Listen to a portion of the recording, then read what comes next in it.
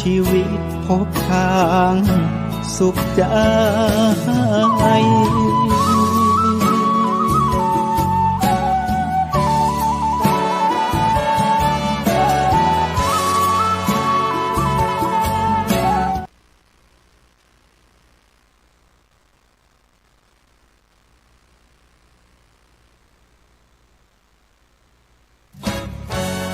ทำเป็นทีมสถานีธรรมะออนไลน์ขอเชิญติดตามชมรายการธรรมสากัจฉาสนทนาธรรมตามการคุยทุกเรื่องทุกประเด็นเติมธรรมะให้หัวใจเติมอาหารใจเติมพลังใจให้ตนเองเป็นประจำทุกวันเวลา 20 นาฬิกาเป็นต้นไปโปรดกดปุ่มติดตามและกด Subscribe เมื่อทำเป็นทีมมาเราจะได้พบกันเพื่อรับฟังสารธรรมข้อคิดดีๆมากมายรับบุญง่ายๆด้วยการกดแชร์เผยแพร่เป็นธรรมทานสัพพะทานังธรรมทานังชินาติการให้ธรรมะย่อมชนะการให้ทั้งปวง1 แชร์ 1 บุญมีค่าเท่ากับเผยแผ่ธรรมะให้กว้างไกลแชร์ไปมากยิ่งได้บุญมากเป็นการเปิดโอกาสให้คนได้รับฟังธรรมพบปัญญา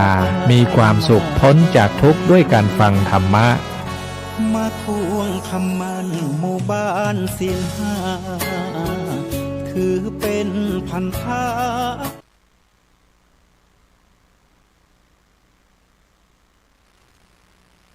ศีล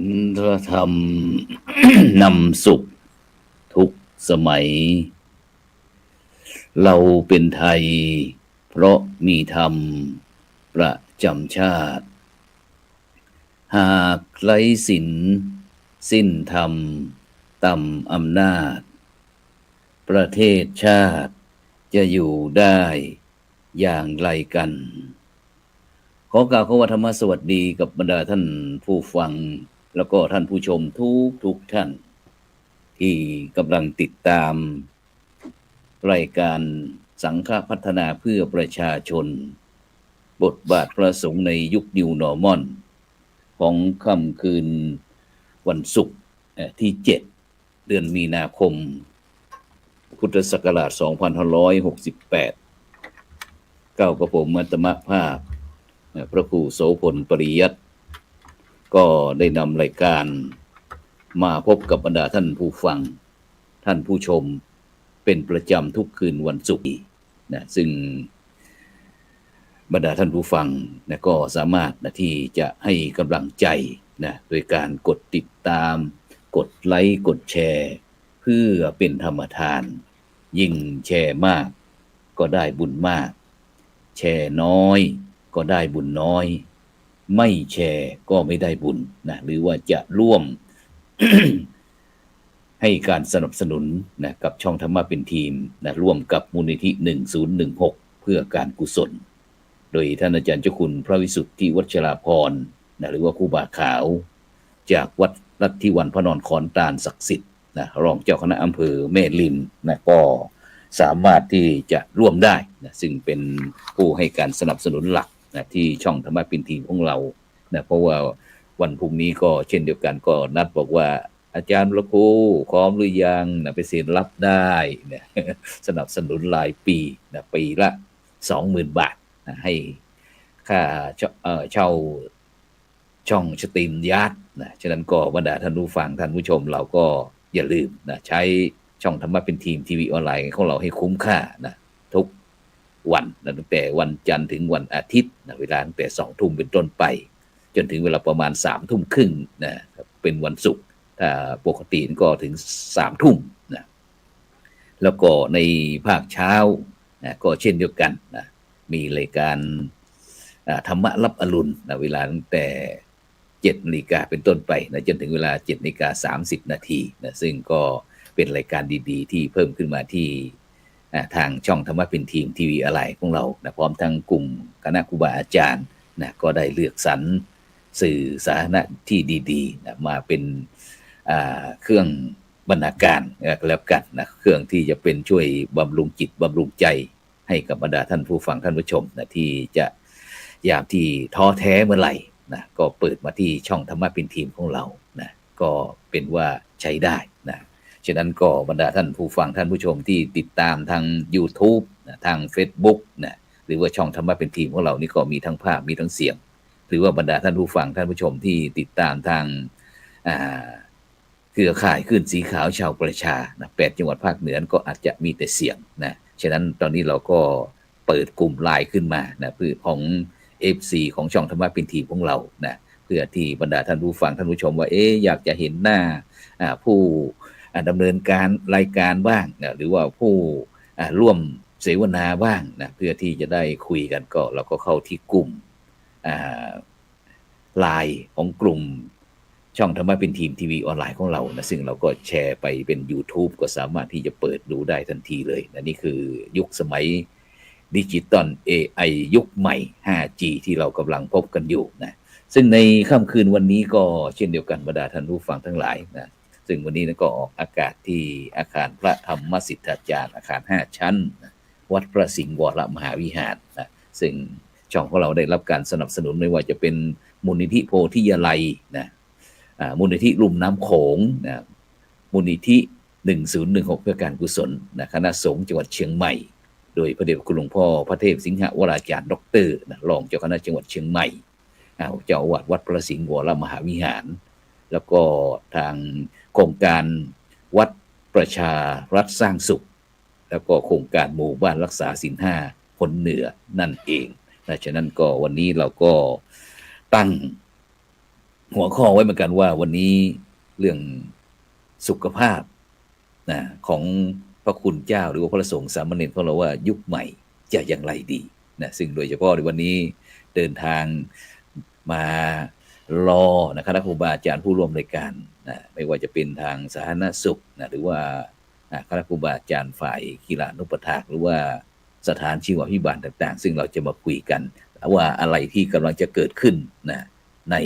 ตอนนี้นะฉะนั้นเราจะไปพบกับผู้ร่วมรายการของเราก่อนไปที่ท่านแรกเลยนะครับไปที่ท่านอาจารย์พระครูอุเทนนะครับปัญญารังสีนะครับประธานภาคกีฬานุปถากจังหวัดเชียงใหม่นะครับวัดบ้านปิงอำเภอสันป่าตองจังหวัดเชียงใหม่นมัสการครับท่านอาจารย์พระครูอุเทนครับนมัสการครับครับผมทักทายต้องยิ้มด้วยนะครับผมพระครูเทนปัญญารังสีครับประธานกีฬานุปถากจังหวัดเชียงใหม่แล้วก็ประธานพระกีฬานุปถากอะไรนะเป็นประธานพระกีฬานุปถาก8 ภาคจังหวัด8 จังหวัดเขต1ใช่ไหมเขต1เขต2เขต1ครับเขต1 8 จังหวัดภาคเหนือตอนบนแล้วก็เป็นเลขานุการเจ้าคณะอำเภอสันป่าตองครับผมขอทักทายเจริญสุขเจริญพรศรัทธาและท่านสาธุชนทั้งหลายในวันนี้ก่อนขอเจริญพรครับ ตำแหน่งเยอะซะเหลือเกินแบ่งให้พระครูโสพลบ้างนี่ได้พักได้ผ่อนบ้างไหมเนี่ย โอเคครับไปที่รูปที่2เลยครับวันนี้ไปท่านอาจารย์พระมหาอนุวัติตเมโทนะครับเจ้าอาวาสวัดหนองปลาขอนะครับอำเภอเมืองจังหวัดลำพูนนะครับประธานภาคกีฬานุปถากจากจังหวัดลำพูนนมัสการครับอาจารย์มหาอนุวัฒน์ครับผมกราบนมัสการหลวงพ่อท่านพระครูโสพลปริยัตินะครับหลวงพ่อท่านพระครูอุเทนปัญญารังสีทั้ง2รูปครับผมก็พระมหาอนุวัติตเมโทครับประธานเครือข่ายผู้ประสานงานภาคกีฬานุปถากจังหวัดลำพูนนะครับเราเป็นเลขานุการของท่านพระครูอุเทนปัญญารังสีในการประสานงานเครือข่ายภาคกีฬานุปถากทั้ง8จังหวัดภาคเหนือนะครับก็ทำหน้าที่อยู่ตรงนี้แล้วก็เป็นเลขานุการฝ่ายการสาธารณสงเคราะห์ของจังหวัดลำพูนในการดูแลงานถวายในด้านภารกิจของคณะสงฆ์ครับครับผมครับสาธุครับไปรูปที่3เจ้าของพื้นที่กำลังโครงการดังๆเลยครับท่านพระอาจารย์ณรงค์นะครับยานกโลนะครับเป็นผู้อำนวยการแล้วก็ครับสถานชีวพิบาลนะครับคณะสงฆ์ภาค7นะครับวัดพระธาตุดอยสุเทพครับผมนมัสการครับครับสาธุครับอีก2ท่านตัวแทนจากสสจ.เชียงใหม่คุณโยมปิยชัดโอเคนมัสการพระครูแล้วก็ท่านพระณรงค์ด้วยนะคะสาธุครับอีกท่านหนึ่งใครเอ่ยคุณโยมปิยชัด โยมก็ไม่ทราบค่ะ โอเค อ๋อน้อง คุณโยม น้องแอมค่ะ น้องแอมที่รับผิดชอบงานพระกีฬานุปถาของสำนักงานสาธารณสุขจังหวัดค่ะ คุณโยมนฤมลใช่ไหม ไม่ใช่ค่ะน้องนัฐการค่ะ คุณโยม โยม นั น ฐ ฤ การ มล เปิด เข้าไม่ได้ค่ะค่ะ โอ้คุณโยมนัฐการเปิดกล้องหน่อย โยมนัฐการกำลังขึ้นรถโดยสารจะไปรับปริญญาน่าจะเปิดกล้องไม่ โอเค ไม่สะดวกเนาะก็ไม่เป็นไรโอเคถ้าไม่สะดวกเดี๋ยวพระอาจารย์ก็เพราะวันนี้ช่องของเรามันจะเต็มไปหน่อย เดี๋ยวแป๊บหนึ่งนะฉะนั้นก็บรรดาท่านผู้ฟังท่านผู้ชมนะที่กำลังติดตามรายการของเราวันนี้แน่นอนนะที่เรามีเรื่องโครงการดีๆที่จะมาคุยกันนะโดยเฉพาะในช่วงนี้รู้สึกว่าเป็นยังไงบ้างท่านอาจารย์มหานุวัฒน์เห็นว่าทางลำพูนเนี่ยปล่อยอะไรมาทางเชียงใหม่เนี่ยตอนเนี้ย ก็เบื้องต้นนะครับก็เล่าให้ฟังนิดหนึ่งวันนี้เพิ่งกลับมาจากวัดจันทรารามนะฮะไม่รู้ตอนนี้ไมค์มันสะท้อนกันหรอเพราะผมได้ยินเสียงไมค์สะท้อนชัดเจนครับไม่สะท้อนครับโอเคครับครับก็วันนี้เพิ่งกลับมาจากวัดจันทรารามท่าซุงนะครับที่อุทัยธานีพอดีเมื่อวานนี้ทางกระทรวงสาธารณสุขเนาะแล้วก็ทางกรมอนามัยแล้วก็กรมการแพทย์ทุกๆกรมนะครับที่ทำงานขับเคลื่อนงานเรื่องของกีฬานุปถากแล้วก็เรื่องของการรณรงค์ให้พระสงฆ์เนี่ยมีสุขภาพที่ดีขึ้นนะครับก็คือลด NCD นะครับให้มีสุขภาพดีทั่วไทยเมื่อวานนี้ก็พระเดชพระคุณท่านสมเด็จเจ้าพระคุณนะครับสมเด็จพระมหาธิราจารย์ท่านกรรมการมหาเถรสมาคมนะครับประธานฝ่ายการสาธารณสงเคราะห์ของมหาเถรสมาคมเจ้าคณะใหญ่หนเหนือเจ้าวาดวัดพระเชตุพนวิมลมังคารารามกรุงเทพมหานครนะครับก็ได้เป็นประธานในการมอบใบเกียรติคุณบัตรนะครับให้กับพระคีฬานุปถากที่ผ่านการ140 ชั่วโมงทั่วทั้งประเทศเพื่อที่จะได้รองรับเรื่องของการดูแลสุขภาพพระสงฆ์ที่อยู่ในเขตพระรับผิดชอบของตนทั้ง12เขตสุขภาพนะครับแล้วก็ทั่วทั้งประเทศเนี่ยมารับใบประกาศนอกวันนี้ร่วมประมาณ500รูปแล้วก็มีแต่ละเขตก็ได้ไปนำเอาผลงานในเรื่องของการดูแลสุขภาพพระสงฆ์ร่วมกันแล้วก็เมื่อวานนี้มีประเด็นครับหลวงพ่อครับประเด็นว่าไงครับประเด็นเรื่องของการที่ให้เกิดการนับขาบกันนะฮะการนับขาบเนี่ยจะเป็นเรื่องถามว่าเรื่องใหม่ไหมก็เรื่องใหม่นะเพราะว่าทางรัฐมนตรีว่าการกระทรวงสาธารณสุขนะครับท่านได้ทำการคิกออฟไปประมาณเดือนพฤศจิกายนที่ผ่านมาเพื่อให้เกิดการลดนะครับเรื่องของเบาหวานนะครับให้เกิดขึ้นในประเทศเพราะว่าในแต่ละปีนะครับทางกระทรวงสาธารณสุขเนี่ยเขาดูตัวเลขว่าการรักษาดูแลในเรื่องของโรคที่เกี่ยวข้องกับ NCD นะครับเบาหวานความดันโรคหัวใจอะไรพวกนี้ครับที่เป็นโรคไม่ติดต่อแต่เรื้อรังเนี่ยแต่ละปีเนี่ยทางกระทรวงสาธารณสุขใช้ประมาณไปพอสมควรในการแก้ปัญหาเรื่องเหล่านี้นะครับก็เลยมีนโยบายให้เกิดการลดเบาหวานให้ได้ในคนไทยนะครับแล้วก็เป้าหมายอีกสำคัญหนึ่งก็คือมาที่พระสงฆ์นะครับเพราะว่าพระสงฆ์ของเราก็มีโรค NCDs กันเยอะเหมือนกันเนี่ยนะครับแล้วก็เป็นต้นเหตุให้เกิดการป่วยเรื้อรังแล้วก็อาจจะมีภาวะที่จะติดเตียงกันได้ในอนาคตอย่างเงี้ยนะครับแล้วก็เป็นประเด็นให้เกิดการขับเคลื่อนงานเรื่องของการโรงเรียนเบาหวานครับโรงเรียนเบาหวานวิทยาเกิดขึ้นในพื้นที่ของจังหวัดลำพูนนะครับของจังหวัดครับผมจังหวัดชัยภูมินะครับหลายๆพื้นที่ณตอนนี้นอกจากที่โรงเรียนเบาหวานวิทยาที่เกิดขึ้นกับกลุ่มของฆราวาสญาติโยมแล้วเนี่ยทางจังหวัดนครราชสีมาหรือหลวงตาแชนะครับก็มีขับเคลื่อนโครงการในส่วนของคณะสงฆ์อำเภอสีคิ้วเป็นต้นแบบในการสร้างโรงเบาหวานคณารามเพื่อให้เกิดวัดนะครับเป็นศูนย์กลางในการลดหรือสร้างองค์ความรู้นะครับในการดูแลเรื่องของสุขภาพให้กับกลุ่มของพระภิกษุเองแล้วก็ตลอดจนถึงฆราวาสญาติโยมที่ป่วยเป็นโรคเบาหวานให้มีการลดละเลิกใช้ยาเป้าหมายก็คือว่าให้คนมีสุขภาพดีมากขึ้นในอนาคตอย่างเงี้ยนะครับก็เลยว่านี่เป็นประเด็นสำคัญเพราะว่าทุกวันนี้ครับคนไทย ร้อยละประมาณ50อะครับโดยประมาณที่ป่วยเป็น NCD ก็คือประชากรประมาณ70ล้านคนเนี่ย30ล้านคนนะป่วยเป็นเบาหวานเป็นความดันเป็นเรื่องของโรคหัวใจโรคหลอดเลือดอะไรพวกนี้ครับเป็นโรคพอสมควรในประเทศไทยของเราเนี่ยดังนั้นถ้าหากว่าเราลดปริมาณของการใช้ยาหรือให้ผู้ป่วยน้อยลงได้เนี่ยจะเป็นสิ่งที่ดีมากๆครับครับสาเหตุอาจารย์พอจะเพิ่มเติมเรื่ององค์ความรู้สักนิดไหมครับว่าโรคเหล่านี้มันเกิดขึ้นจากอะไรครับอย่างโดยเฉพาะอย่างพระสงฆ์องค์เจ้าของเรานี่จะมีทั้งความดันเบาหวานไขมันหัวใจอะไรทั้งเซตทั้งชุดเลยครับเราก็พูดกันตามตรงนะครับว่าพระสงฆ์ของเราเนี่ยมีเรื่องของการประเด็นแรกสำคัญเลยเนาะเพราะสิ่งเหล่านี้ครับที่มันสำคัญมากๆก็คือพระเราไม่สามารถที่จะไปเลือกอาหารในการขบฉันได้เพราะเราจะต้องอยู่กับอาหารบิณฑบาตของญาติโยมที่ใส่มาก็เน้นความสะดวกเน้นความง่าย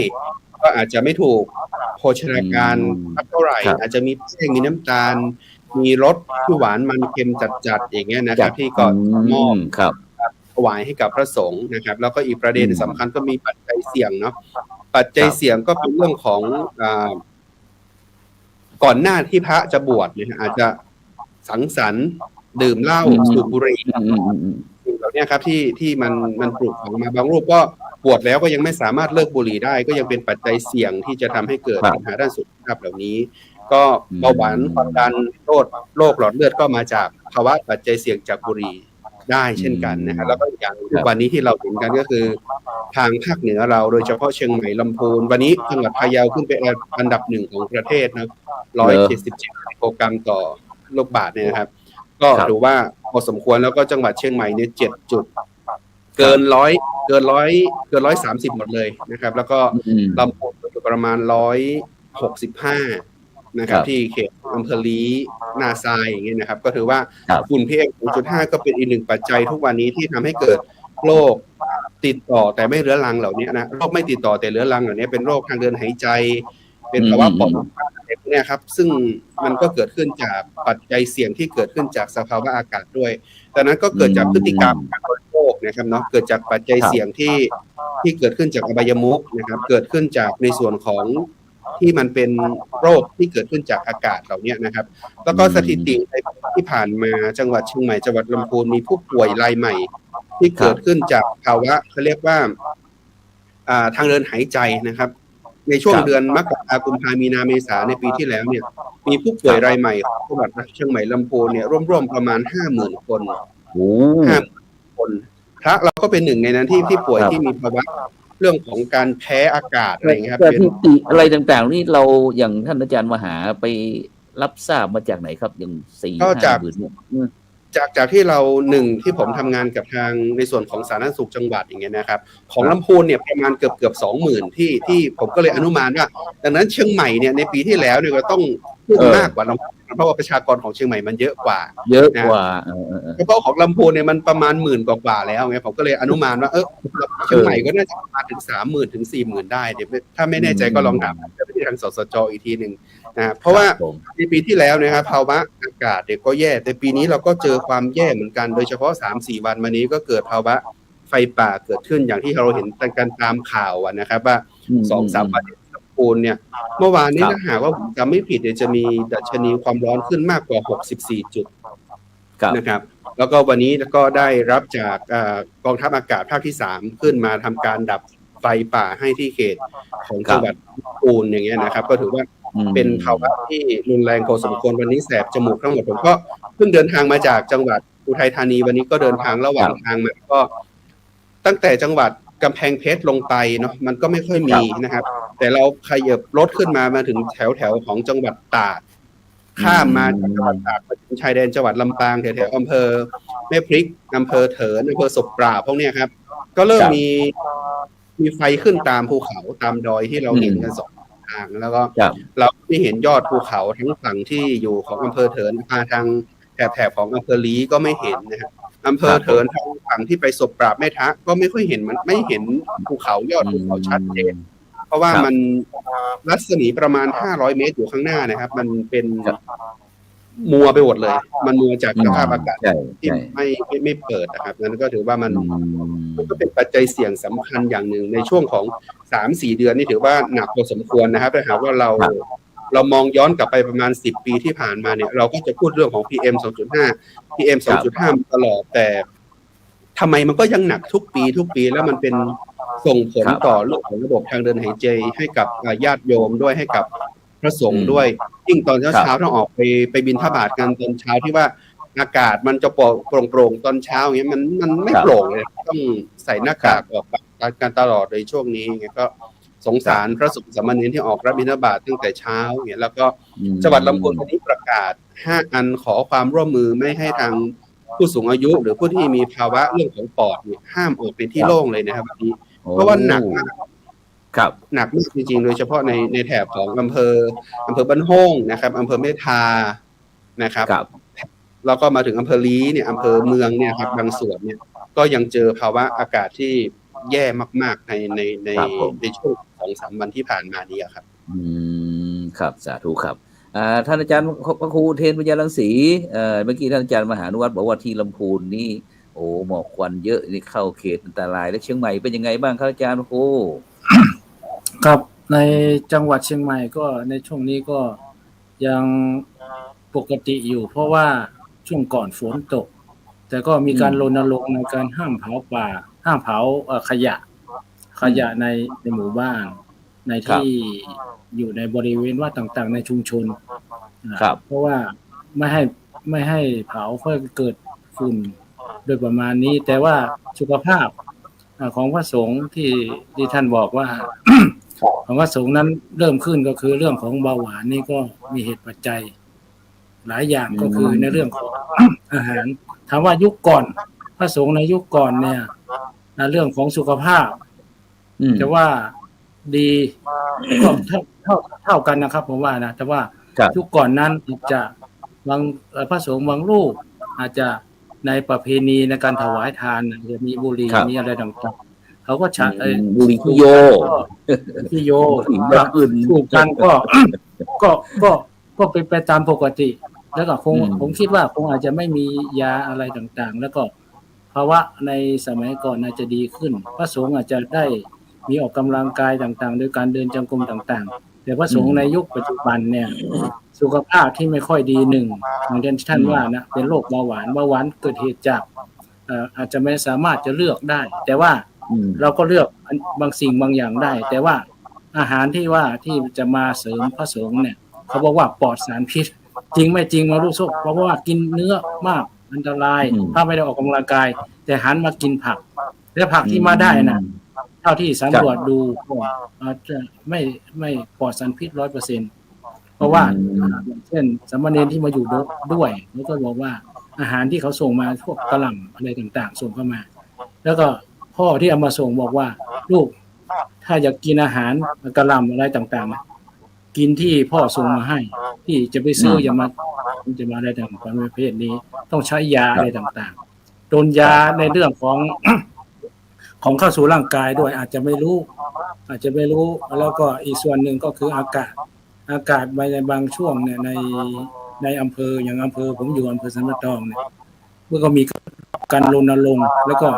ค่า PM อะไรต่างยังไม่สูงช่วงนี้ยังไม่สูงนะครับคาดว่าองค์กลางเดือนประมาณเดือนเมษาอาจจะสูงขึ้นเพราะว่าจะมีการเผาป่าอะไรต่างๆไฟไหม้ต่างๆขึ้นนะครับ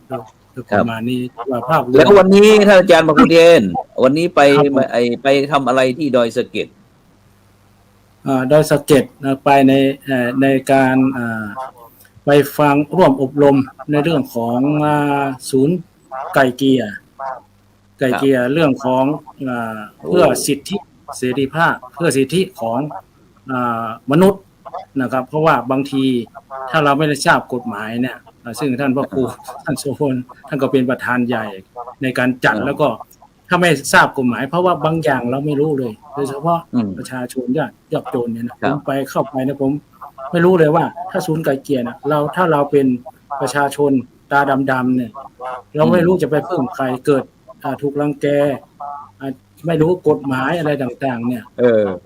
แล้วอย่างไอ้คู่กรณีพี่น้องทางลำพูนปล่อยคนมาเชียงใหม่นี่เราสามารถไกล่เกลี่ยกันได้ไหมเนี่ย ผมว่าทุกอย่างไกลเกลี่ยกันได้นะครับ เพราะเราเป็นผู้เสียหายแล้วก็ โอ้ สามารถคุยกันได้นะครับ ครับ แต่อาจจะเกิดบางอย่าง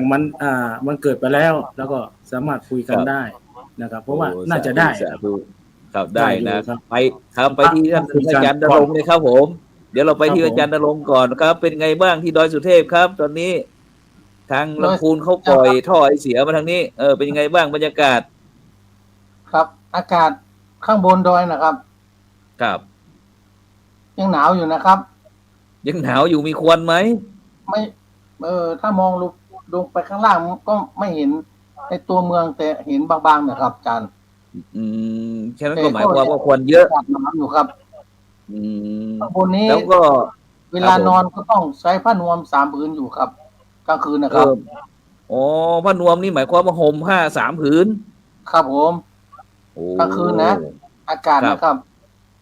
อากาศมาก็ประมาณ22-23 ครับข้างบนครับ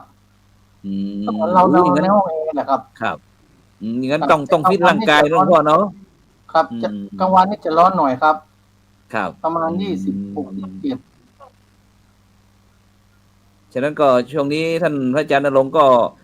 วันนั้นเห็นว่าเห็นเกี่ยวกับเรื่องพระกีฬานุปถากอาเซียนในวันที่19-20 กุมภาพันธ์ที่ผ่านมาหลวงพ่อ ครับ เห็นว่าหลวงพ่อได้มีโอกาสเข้าไปร่วมเขาทำอะไรกันพระกีฬานุปถากอาเซียนนี่หมายยังไง ไม่ใช่เฉพาะประเทศไทยแล้วเหรอเดี๋ยวนี้ช่วยขยายหน่อย มันมีจังหวัดมันมีประเทศลาวกับ ครับ พม่า ครับ ไทยแล้วก็ประเทศ เขมรเวียดนามใช่ไหม ครับเวียดนาม จีนพม่า ครับ อืม ที่มา ครับ มาประชุมกันวันนั้นนะครับ ครับ เป็นไงบ้างครับ คุยให้ฟังหน่อยความคืบหน้าเขามาประชุมสัมมนาอะไรกันครับผม ก็ประชุม เรื่ สั อ ม ง ม อะไร นา กัน เรื่องพระกีฬานุปถากนะครับแต่จะเราของเชียงใหม่เนี่ย เราจะไปช่วยทั้งกัมพูชาทั้งลาว ทั้ง ลาวพม่ากัมพูชาลาวพม่า แล้วก็ ครับ เวียดนาม ได้อะไรอีก ครับ ผมเคยวันนั้นได้ร่วมกับพระอาจารย์ ไปกับแพทย์อะไรนะครับ ที่ว่าเราไปเชียงตุงอะครับ ไปที่กับภาคกีฬาโนปถากของเชียงตุงอะครับอาจารย์ ครับผม ที่ว่าเราไปตรวจคนไข้ที่บนดอยนั่นน่ะ เป็นยังไงบ้างคุยให้ฟังหน่อยโอ้โหไปไกลที่ข้ามไป ไป ต่าง ที่ ประ เชี เท ย ศ ง เล ตุ ย ง นี่ นะครับ ไปพบ ครับ ไปกับภาคกีฬาโนปถากของเชียงตุง ไปปรากฏว่าเมื่อก่อนเนี่ยเขาถือคิดกันหมด หมู่บ้านเนี่ยจะถือคิดกันหมดเลย แล้วเวลาพักทินานกกระปากเนี่ยไปปุ๊บไปทำให้จากถือคิดเนี่ยให้เป็นพุทธไปสร้างวิหารเอาพระไปไว้แล้วพระพวกพระเชียงตุงเนี่ยครับอาจารย์ไปทุกอาทิตย์ไปทุกอาทิตย์ไปวัดความดันไปเอายาให้เขาครับพวกนั้น โอ้ เอายาให้ ครับ พวกที่ว่าอยู่บ้านเอ็นหรือบ้านจำไม่ได้นะครับ ที่เชียงตุงนะครับ แล้ว แต่พวกนี้คือเวลาคลอดก็คลอดเอง ไปโรงพยาบาลไม่ได้ครับ ครับผม คลอดเอง เวลาเป็นอะไรมาไปรักษาก็มันไกลจากโรงพยาบาลครับต้อง ครับ หายามากินเองวันนั้นเรา ก็ต้องใช้หมอตำแยเหมือนกับไอ้บ้านเราเมื่อ40-50 ปีก่อนใช่ไหม ครับเป็นอย่างนั้นนะครับ โอ้ครับ แต่มันไม่มีแบบที่ว่าไปให้เขาที่ว่าคุมกำเนิดนะครับอาจารย์อายุเด็กอายุ13 14 15นี่มันเอาลูกเอาบัวกันหมด ทั้งในท้องทั้งแบกทั้งอุ้ม13 15อายุเด็กอายุ30มีลูก6-7 คนนะครับเจน โอ้ 30 ครับผม กว่านี่ครับ อืม หัวปีท้ายปีหัวทีท้ายปีเนี่ย ครับ แล้วข้างบนทำไมมันหนาวด้วยครับอาจารย์ ครับ มันหนาว ทำไมมันหนาวแล้วมันเกี่ยวอะไรก็น่ะ มันหนาวมันคงไม่ไปทำงานอะไรกันหมด มันไม่ทำกำเนิดทำการ โอ้พระกีฬานุปถากเรารู้ขนาดนั้นเชียว โอ้ก็เวลามันเจ็บไข้ได้ป่วยมันมาแล้วครับ ครับ ที่ว่า7 วันอาทิตย์หนึ่งเนาะเขาไปหา ครับ ที่ ผ นั่น ม น่ะ ครับ ทั้งอุ้มลูกเด็กแดงมาหมด อืม โอ้ส่วนนี้ ถือ แล้วไม่ได้ ถือ เรียน ว่าตอน พวกเนี้ย อาจารย์ณรงค์ครับ ถือว่าตอนนี้เรื่องการสาธารณสุขของพี่น้องทางฉานหรือว่าทางเมียนมานี่ก็ยังกำลังพัฒนาอยู่เนาะหลวงพ่อเนาะ ครับพัฒนาอยู่ครับ ครับ แต่ แล้ว เรา ก็ ก็จะ เรื่องสุขภาพพระสงฆ์องค์เจ้าล่ะ เหมือนกับประเทศไทยเราไหมเบาหวานความดันไขมันหัวใจหรือเปล่าฮะ ไม่มีปัญหา โอ้ไม่มีปัญหา ครับ ครับ สาธุงั้นเดี๋ยวเราคุณโยมปิยชาติ ยังอยู่ไหมเจริญพ อยู่ ร ค่ะ โอเค เดี๋ยวก่อนนะ เดี๋ยวอาจารย์ เป็นครั้งแรกที่เข้าสตรีมยาร์ดเหมือนกันจะไม่คุ้นเท่าไหร่นะ เป็นยังไงบ้างก็ถ้าอาจารย์เข้าสตรีมยาร์ดเป็นยังไงบ้างคุยประสบการณ์ให้ฟังหน่อยคุณหมอ หมายถึงว่าสตรีมยาร์ดนี่เป็นครั้งแรกเลยค่ะ ก็เลยยังง เป็น ง ไง ๆนิด บ้าง นึงนะคะ อืม ก็จะมาเห็นพระอาจารย์บอกว่าอยากให้คุยเรื่องการจัดตั้งสถานชีวพิบาลใช่ไหมคะ ใช่เดี๋ยวอาจารย์จะคุยถามนิดหนึ่งโดยเฉพาะ ค่ะ คุณโยมปิยชัดธนเกียรติสืบสกุลเนี่ยบรรดาท่าน ค่ะ ผู้ฟังทั้งหลายเป็นนักวิชาการสาธารณสุขชำนาญการพิเศษนะหัวหน้ากลุ่มงานส่งเสริมสุขภาพถามนิดหนึ่งว่าส่วนมากพระสงฆ์ไทยเราเนี่ยสุขภาพตามที่มีสถิติอะไรบ้างไหมที่ส่วนมากพระสงฆ์ไทยเราจะเป็นโรคเห็นบอกว่ามีเบาหวานความดันไขมันหัวใจ ใช่ค่ะก็น่าจะเป็น ยังไงบ้าง โรคอย่างนี้เหมือนที่พระอาจารย์ว่านะคะ เพราะว่าเหมือนถ้าตามความรู้สึกของโยมเวลาโยมจะไปถวายอาหารให้กับพระสงฆ์อ่ะโยมจะรู้สึกว่าเป็นอาหารที่เราชอบ แล้วอาหารที่เราชอบส่วนมากจะเป็นเปรี้ยวหวานมันเค็มอะไรประมาณที่แบบเป็นอาหารที่เรารู้สึกว่าเป็นอาหารที่แบบ อาจจะไม่ดีสำหรับสุขภาพแต่รู้สึกว่าอร่อย นี่พระสงฆ์อาจจะทำให้เกิดเป็นโรคเบาหวานความดันได้แล้วพระสงฆ์ก็ไม่มีโอกาส ที่จะเลือกอาหารที่เพื่อสุขภาพได้ความรู้สึกว่า เหมือนมีเรื่องลดขาบลดโรคสำหรับพระสงฆ์แต่พระสงฆ์อาจจะยุ่งยากในการที่จะบริหารจัดการที่จะดูแลให้ได้อาหารตามที่เหมาะสมอะไรเงี้ยค่ะอาจจะต้องถ้าคิดอีกทีโยมก็คิดว่าอาจจะต้องจากที่พระสงฆ์ไม่สามารถเลือกได้พระสงฆ์อาจจะต้องมาดูว่าที่โยมถวายอะไรพระสงฆ์ต้องมาเลือกดีว่า อันนี้เหมาะไหมอะไรเงี้ยค่ะเพราะอย่างโยมบางอย่างนี่โยมจะชอบพวกขนมปังชอบอาหารที่เป็นกะทิอย่างเงี้ยค่ะ ทั้งกะทิทั้งแป้งมันไขมันเนาะทั้งแป้งอะไรเนี่ยแล้วเราชอบเราก็อยากถวายพระอันที่เราชอบอะไรเงี้ยค่ะ เหมือนตอนช่วงหน้าเลยนะเห็ดถอบเยอะๆพระก็จะได้ฉันเยอะอะไรเงี้ยใช่ไหมคะเจริญพรใช่ค่ะฉะนั้นก็หมายความว่าพี่น้องพุทธศาสนิกชนที่ถวายโดยเฉพาะที่พระคุณเจ้าต้นตอของที่เป็นโรคปัจจุบันก็คือเรื่องการขบการฉันใช่ไหมใช่ค่ะฉะนั้นพระคุณเจ้าก็ต้องกลับมาพิจารณานะครับอร่อยปากนะครับ แต่มันลำบากอย่างอื่นนะครับใช่ค่ะเพราะอย่างเรื่องออกกำลังกายพระท่านอาจจะออกไม่ได้ใช่ไหมคะอย่างมากก็อาจจะได้เดินจงกรมใช่ไหมคะเจริญพรฉะนั้นก็พระคุณเจ้าก็ถ้าเหมาะสมเนี่ยท่านอาจารย์มหานุวัฒน์ครับอย่างที่อย่างคุณโยมปิยชัดได้พูดจะบอกว่าเรื่องอาหารการฉันพระคุณเจ้าไม่ค่อยได้มีโอกาสออกกำลังกายถ้าตามปกติเราพอจะประยุกต์ร่วมสมัยได้ไหมครับการออกกำลังกายเรามีวิธีอย่างไรบ้างสำหรับพระคุณเจ้าครับผมก็ปกติแล้วเนาะในส่วนของหลักสูตรพระคีลานุปถาเขาก็มีวิธีการแนะนำเรื่องของการบริหารขันเรื่องของการเคลื่อนไหวแบบที่มันเหมาะสมเนาะอย่างการแกว่งแขนนะครับอย่างการกวาดลานวัดเขาก็มีท่าให้ว่ากวาดอย่างไรให้เกิดการให้เกิดคาร์ดิโอให้เกิดต่อเนื่องยาวนานประมาณสัก30 นาทีเหงื่อออกอะไรเพราะว่าเวลาเราฉันนะครับอย่างที่การนับขันที่คุณหมอพูดไปเมื่อสักครู่นั่นนะครับว่า มันเป็นเรื่องของการลดจำนวนของแป้งคือว่าคาร์โบไฮเดรตลงนะครับเพราะว่าที่เราฉันข้าวเหนียวไปข้าวพวกเป็นแป้งพวกนี้มันจะทำให้เป็นน้ำตาลปรับใน30 นาทีไม่ได้เคลื่อนไหวในการออกกำลังกายที่ดีเนี่ยร่างกายเราก็ไม่สามารถที่จะขับแป้งน้ำตาลออกมาได้ทั้งหมดเนี่ยครับเพราะว่าก็เลยจะไปสะสมในเรื่องของทำให้เกิดไขมันในเลือดอะไรพวกนี้ก็เป็นต้นเหตุให้เรื่องเกิดอันภาวะตีบแตกตันของเส้นเลือดนะครับหรือภาวะหัวใจกล้ามเนื้อหัวใจทำงานหนักเนี่ยพวกนี้ครับก็เลยเป็นที่มาของเรื่องของโรคที่เกี่ยวข้องกับ NCD ฉะนั้นการเคลื่อนไหวกำลังกายที่ดีของในทุกวันนี้เราทำกิจวัตรกันอยู่แล้วออกรับบิณฑบาตเนี่ยนะครับแล้วก็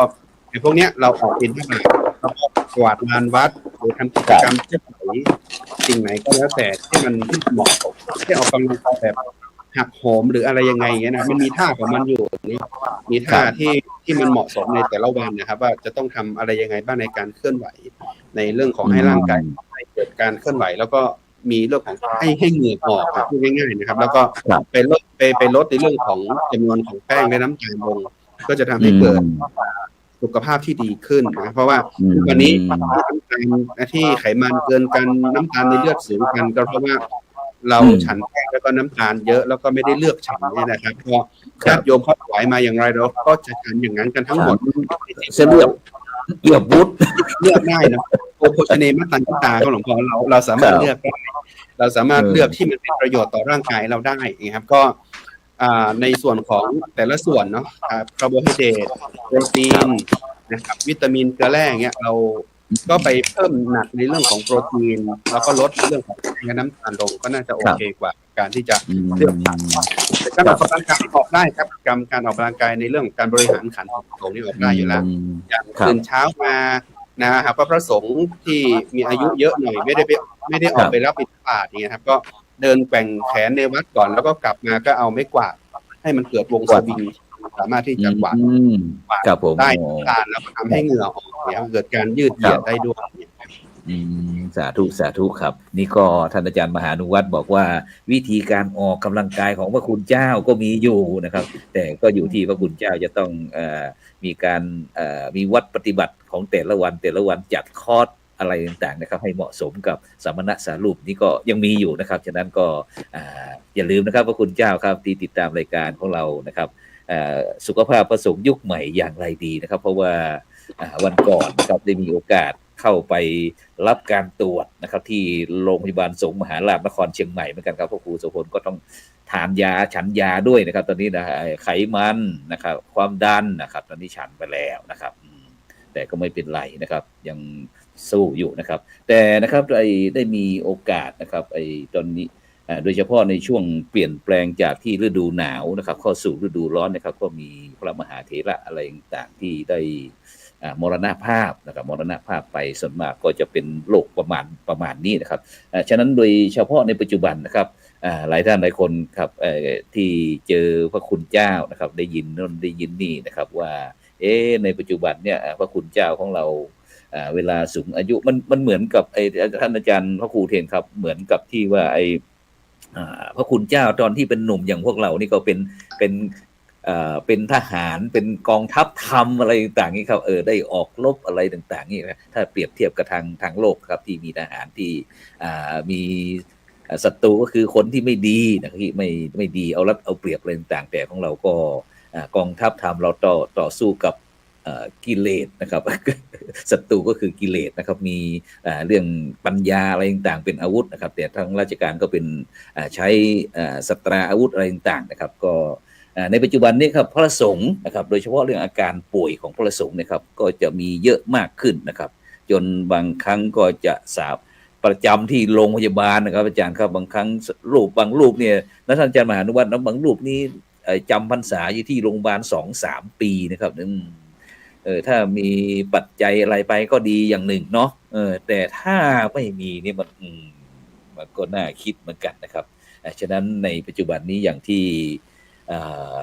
เรารับทราบกันครับว่าในปัจจุบันนี้ที่ทางคณะสงฆ์ไทยหรือว่ากระทรวงสาธารณสุขก็พยายามนะครับที่จะจัดสถานที่ให้เหมาะสมนะครับเพราะว่าบางลูกพระมหาเถระบางลูกก็มีคณะลูกหลานญาณุศิษย์ก็ดีกันไปแต่ถ้า ไม่มีผู้ดูแลเนี่ยครับจะเป็นปัญหานะครับ ก็เลยเกิดโครงการเรื่องพระคีลานุปถากแล้วก็วันนั้นเมื่อวันกุฏิชีวาภิบาลกับสถานชีวาภิบาลท่านอาจารย์พระครูอุเทนมันอย่างเดียวกันไหมครับเนี่ย ครับผม เรื่องของสุขภาพของพระสงฆ์นี่ก็น่าเป็นห่วง เพราะว่าถ้าแก่ตัวเนี่ยเป็นห่วงก็คือแก่ตัวเนี่ยเท่าที่ผมอายุก็เลย50นิดหน่อย แล้วก็เกิดเจ็บเนี่ยเจ็บด้านข้างเนี่ยผมไปถามเขานะเขาก็โทษที่ฉีดยาโควิด ก็เหมือนกันเกือบทุกรายทุกรายนะเท่าที่ผมสังเกตใช่ปัญหามันเป็นตัวเองโควิดแล้วด้านซ้ายนี่ก็เขาเป็นกันหมดนะอายุต่ำกว่า40นี่ไม่มีผมไปถามน่าจะใช่ไม่ใช่ อันนี้ก็คืออนุมานเรื่องสุขภาพเวลาเราอยู่ธรรมดานี่ไม่เป็นไรเวลาเรานอนเนี่ยมันปวดเดี๋ยวอาการเหมือนเดี๋ยวเราจะต้องถามคุณหมอปิยชัดเดี๋ยวก่อนผมต้องถามคุณหมอแล้วก็เรื่องของกุฏิชีวาภิบาลเนี่ยก็หรือจะถามคุณหมอก็ได้ก็เป็นอย่างนี้นะญาติโยมก็บอกเมื่อก่อนแรกๆเนี่ยที่เรากลัวกันแฮชแท็กเนี่ยในฐานะท่านเป็นพระคีลาต้องนำทัพฉีดไม่ต้องกลัวเป็นตัวอย่างเนี่ยคล้ายๆอย่างนี้นะเมื่อฉีดไปเนี่ยถ้าดูมาหลายปีก็ไม่เป็นอะไรแล้วก็ญาติโยมที่อยู่บางทีเราไม่สบายเนี่ยจะเป็นโควิดไม่เป็นไม่รู้มันนานหายมากมันเป็นนานแล้วก็มันเพลียมันป่วยไม่เคยมีอย่างนี้นะครับนี่ผมก็แล้วท่านพระครูฉีดกี่เข็มผมฉีดประมาณ3เข็มครับ3 เข็ม3 เข็มตามที่กำหนดแล้วก็มีอาการชามือใช่ไหมผมปวดก็คือหมายความว่าเวลาอยู่ธรรมดานี่ไม่เป็นไรแต่เวลานอนเนี่ยมันปวดก็ถามเขาอาการพระด้วยกันผู้สูงอายุด้วยการถามว่าเป็นผมก็เป็นเนี่ยไม่รู้ว่าเป็นยังไงเหมือนกันหมดแต่อายุที่น้อยกว่าไม่ถึง50ถามอีกรูปหนึ่งถามหลายคนผมไม่เป็นอะไรผมก็มาคิดว่าถ้าอายุเกิน50นี่นะเดี๋ยวเราขออนุญาตถามคุณหมอปิยชัดหน่อยคุณหมอปิยชัดได้ยินท่านอาจารย์อุเทนปัญญารังสีพูดไหมท่านบอกว่าฉีดโควิดเป็นอย่างนั้นอย่างนี้ปวดโน่นปวดนี่รอไป3 เข็มแล้วช่วยคุยให้ท่านสบายใจหน่อยเปิดไมค์นิดหนึ่งคุณโยมเปิดไมค์นิดหนึ่งเปิดไมค์ครับคุณหมอครับ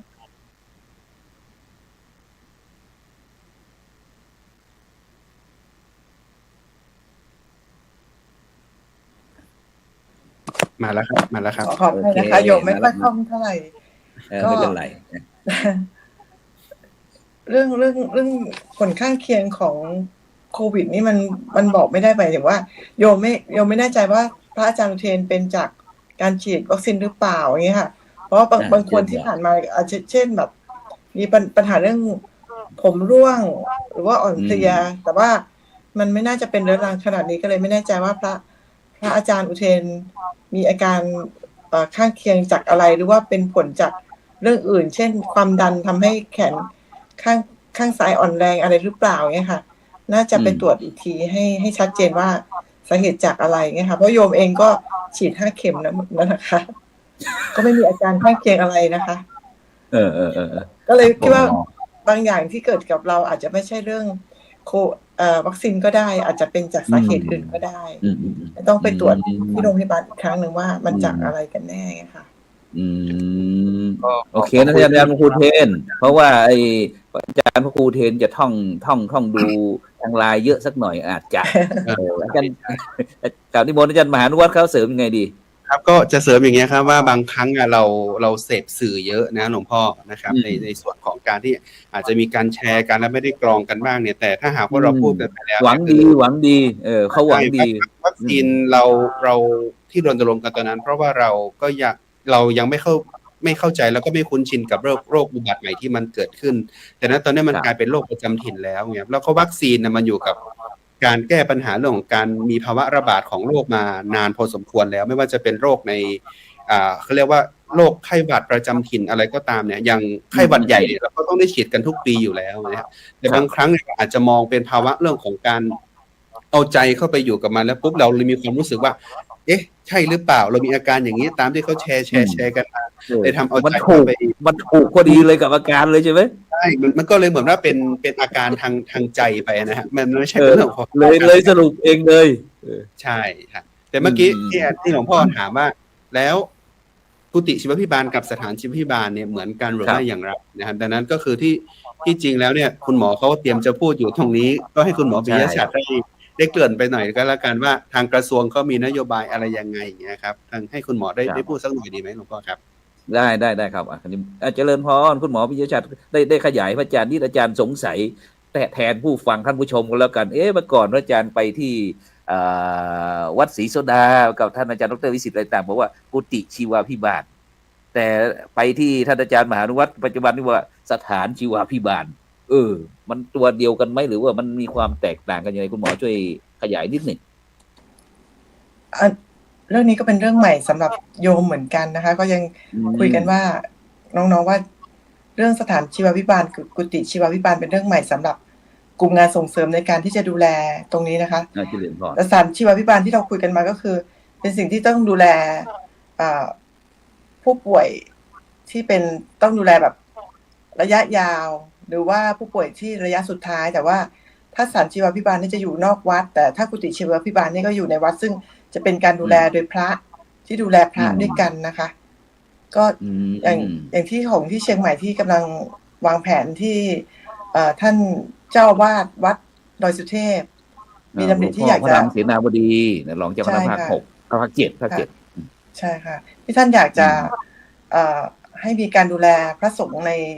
จังหวัดเชียงใหม่ที่หลังจากที่ได้รับการจำหน่ายจากโรงพยาบาลสงฆ์โรงพยาบาลจากโรงพยาบาลสงฆ์ที่โรงพยาบาลสวนดอกอีกทีใช่ไหมคะแทนที่จะไปวัดทันทีแต่ว่าเราอาจจะพักฟื้นหรือว่าดูแลระยะหนึ่งก่อนที่จะกลับวัดเงี้ยค่ะก็เลยจะท่านก็มองว่าที่วัดสัพพัญญูยังมีสถานที่มีตึกที่พร้อมจะดูแลพระเจริญพรค่ะแต่เป็นการดูแลโดยพระนี่ก็คือท่านก็มองเห็นว่าเรามีการอบรมพระกีฬาแล้วพระกีฬาในจังหวัดเชียงใหม่ก็มีพอสมควรก็น่าจะมีการดูแลพระด้วยกันในพระป่วยที่จะได้ไม่ต้องผิดพระธรรมวินัยเพราะถ้าพระที่ท่านอาพาธเนี่ยดูแลโดยฆราวาสอาจจะทำให้ท่านผิดธรรมวินัยได้ใช่ไหมคะโยมก็ไม่แน่ใจแต่ว่าถ้าพระด้วยกันก็จะทำให้พระท่านได้อยู่ในธรรมวินัยแล้วก็ถ้าเกิดแต่ยังไม่ถึงขั้นตอนนั้นแต่แบบถ้าเท่าที่เคยคุยกับท่านพระอาจารย์วิสิทธิ์มาว่าถ้าพระบางรูปป่วยไม่มีคนดูแลอาจจะต้องมีการศึกเพื่อจะให้ญาติพี่น้องดูแลเพราะขาดคนดูแลแต่ถ้ามีพระกีฬาขึ้นมาแล้วมีการดูแลกันเองเนี่ยพระท่านอาจจะได้อยู่ในร่มกาสาวพัฒน์จนระยะสุดท้ายของชีวิตอะไรเงี้ยค่ะก็เลยตรงนี้ก็เป็นสถานที่ที่หนึ่งที่โยมไปกับพระอาจารย์ณรงค์แล้วก็พระอาจารย์วิสิทธิ์แล้วก็เห็นว่าเป็นพื้นที่ที่ค่ะเขาเรียกอะไรดีมันบรรยากาศดีสงบอย่างเงี้ยค่ะแล้วก็ค่ะแล้วตึกก็เป็นตึกที่ใหม่แล้วก็มีสร้างมีเท่าที่โยมเห็นก็มี2 ชั้นละ12 ห้องแล้วก็มีห้องน้ำมีอะไรสะอาดแต่เพียงแต่ว่าการที่จะทำเป็นกุฏิชีวพิบาลก็ต้องมีการประเมินตนเองก่อนแล้วหลังจากการประเมินตนเองก็จะต้องมีศูนย์อนามัยแล้วก็ทางสำนักงานสาธารณสุขจังหวัดไปประเมินซ้ำอีกทีนึงแต่ก่อนจะถึงตอนนั้นค่ะตึกตามนี้แหละค่ะค่ะต้องได้ปรับนะก็ดูพร้อมดูสะอาดสะอ้านแล้วก็กว้างขวางค่ะเจริญพรตอนนี้เรื่องตอนนี้มีความพร้อมหรือว่าตอนนี้เราไปดูสถานที่เฉยๆคุณโยมคุณหมอไปดูสถานที่เฉยๆค่ะเพราะว่ามันจะต้องผ่านกระบวนการดูก่อนว่าทางกุฏิชีวพิบาลก็คือตรงดอยสัพพัญญูต้องมีการประเมินตนเองก่อนแล้วก็ส่งการประเมินตนเองเนี่ยมาแล้วทางเราก็จะมีไปประเมินอีกทีว่าพร้อมไหมแล้วจากการประเมินเสร็จถ้าพร้อมเสร็จก็ต้องมีการขอขึ้นเป็นสถานชีวพิบาลหรือกุฏิชีวพิบาลกับสปสช.เพื่อจะได้มีเงินสนับสนุนในการดูแลพระสงฆ์ต่ออะไรเงี้ยค่ะตามที่ทางสปสช.กำหนดตอนนั้นตอนนี้ทางสาธารณสุขของเราเบื้องต้นเราได้เข้าไปดูแลตามไปดูตรวจสถานที่เรื่องความพร้อมตามคำร้องขอเนาะ ทีนี้ท่านอาจารย์ณรงค์อยู่ไหมหลวงพ่อพระเดชพระคุณหลวงพ่อว่าไงเอ่ยคุยให้ฟังหน่อยพระเดชพระคุณหลวงพ่อมาทำเสนาบดีครับหลวงพ่อว่ายังไงมาถึงจุดนี้เนาะวันนั้นประชุมกันนอกรอบอีกทีหนึ่งแล้วครับพวกเจ้าหน้าที่ก็ถามว่าแล้วค่าอาหารค่าข้าวค่าอะไรคนทำอาหารมีไหมก็จะไปหางบประมาณที่ไหนประชุมกันนอกรอบนะครับวันนั้นครับแต่ผมปรึกษาหลวงพ่อแล้วหลวงพ่อว่าตึก20 ล้าน30 ล้านยังสร้างได้แค่อาหารของมูลนิธิจะรับผิดชอบเองครับโอ้สาธุครับผมค่าอาหารส่วนนี้นะครับครับค่าอาหารค่าพนักงานเนี่ยคือมันไม่มีปัญหาหรอกค่าอาหารค่าพนักงานทำความสะอาดเนี่ยหลวงพ่อบอกว่าคนงานเรามีเยอะไปช่วยได้เรียกเท่าไหร่ก็ได้แต่มันขาดพระกีฬานุปถากเนี่ยครับพระกีฬานุปถากประจำสถานที่นี่ผมคนเดียวเนี่ยที่ว่าจะไปอยู่ประจำอยู่ตรงเนี้ยแล้วผมก็โพสต์ในที่ว่าในกลุ่มของพระกีฬานุปถากเชียงใหม่นะใครอยากมาอยู่ประจำเป็นพระกีฬานุปถากได้เงียบคิดเดี๋ยวผมจะเสริมตรงนี้หน่อยนึงนะพ่อครับว่าในเรื่องการที่จะดูแลใครสักคนหนึ่งนะฮะในเรื่องของมันจะต้องมีเรื่องของมาตรฐานวิชาชีพหรือมาตรฐานการดูแลต้องไงครับในกระบวนการการดูแลเนี่ยของพระกีฬานุปถากเนี่ยครับมันมีหลักสูตรตั้งแต่35 ชั่วโมง70 ชั่วโมงนะครับแล้วก็มีหลักสูตรเรื่องของ caregiver บวกเข้ามาอีก15 ชั่วโมงนะครับปัจจุบันเนี่ยในเพียงแค่80 กว่าชั่วโมงเนี่ยมันไม่เพียงพอต่อการที่จะเข้าใจถึงการดูแลพระผู้ป่วยที่มีภาวะพึ่งพิงคือติดเตียงเนี่ยนานอย่างเงี้ยหรืออาจจะมีการกายภาพให้เขามีการฟื้นตัวขึ้นมาได้หรืออาจจะดูแลระยะท้ายหรือพาราทีฟเนี่ยครับจำเป็นที่จะต้องมีความเข้าใจและมีทักษะกระบวนการในการดูแลอย่างแท้จริงดังนั้นจึงมีกระบวนการพัฒนาหลักสูตรเป็นหลักสูตร140 ชั่วโมงซึ่งณตอนนี้ครับของเขตสุขภาพที่1เนี่ยคนที่อบรมผ่านอยู่ในระหว่างอบรมภาคปฏิบัติในหลักสูตร140 ชั่วโมงดังนั้นจึงไม่มีใครที่จะยื่นมือเข้าไปกับทางอาจารย์ณรงค์ณตอนนี้เพราะว่ายังไม่ได้รับใบในการที่จะรับรองว่าท่านจบหลักสูตร140 ชั่วโมงแล้วเพราะว่ายังไม่ได้อยู่ในยังไม่ได้ทำการปฏิบัติในภาคปฏิบัตินะครับซึ่งช่วงระยะเวลา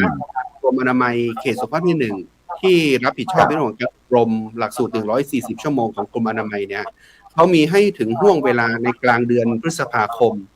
ปีนี้ในการที่จะส่งภาคปฏิบัติเมื่อส่งภาคปฏิบัติไปเรียบร้อยแล้วปุ๊บเนี่ยครับถึงจะมีการรับรองว่าคุณผ่านในการอบรมหลักสูตรชั่วโมงแล้วถึงจะสามารถที่จะไปดูแลในกุฏิชีวพิบาลหรือสถานชีวพิบาลได้นะครับดังนั้นก็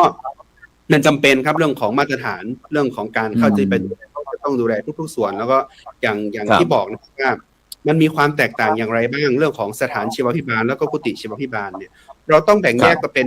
อยู่2 ส่วนนะครับ1กุฏิชีวพิบาลที่เกิดขึ้นจากกรมอนามัยหรือกรมกับ2กับกรมการแพทย์กรมการแพทย์มูลนิธิพยาบาลสงฆ์เนี่ยเขามีต้นแบบแต่ละพื้นที่นะครับว่ามันมีที่ไหนบ้างที่เป็นทางของกรมการแพทย์เนี่ยขึ้นจากโรงพยาบาลสงฆ์ขึ้นให้เป็นกุฏิชีวพิบาลอย่างปัจจุบันเนี่ยมีอยู่ที่วัดดอยท่าเสาจังหวัดอุตรดิตถ์นะครับนี่เป็นของกรมการแพทย์โรงพยาบาลสงฆ์มูลนิธิโรงพยาบาลสงฆ์เข้ามาดูแลเต็มที่นะครับมีพระกีฬานุปถากที่อบรมผ่านหลักสูตร420 ชั่วโมงของกรมการแพทย์จากโรงพยาบาลสงฆ์มาดูแลอยู่ที่วัดดอยท่าเสาวัดทับเคราะห์พิจิตรนะครับที่อยู่ที่ของกรมการแพทย์อยู่นะครับแล้วในเขตของสุขภาพที่1เนี่ยอยู่ที่วัดดอยน้อยอำเภอบันทินะวัดดอยน้อยอำเภอบันทิลำพูนเนี่ยนะครับเป็นของกรมการแพทย์ที่ท่านขึ้นมาแล้วก็รับพอร์ตในเรื่องของไกลอุปกรณ์เรื่องของวัสดุสิ้นเปลืองที่ไม่ใช่ยาแล้วก็ส่วนของกรมอนามัยของเราเนี่ยเ